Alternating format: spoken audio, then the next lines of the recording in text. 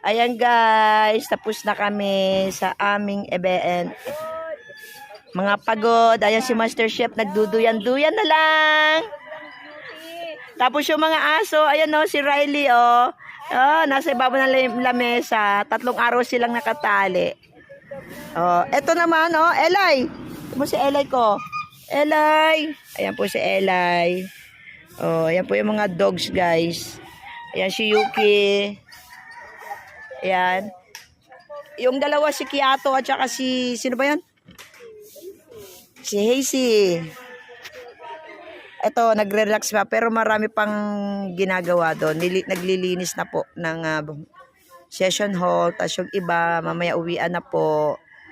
Ayan, maraming salamat guys sa inyong lahat, sa mga nanood ng munting video. Thank you so much guys. God bless po.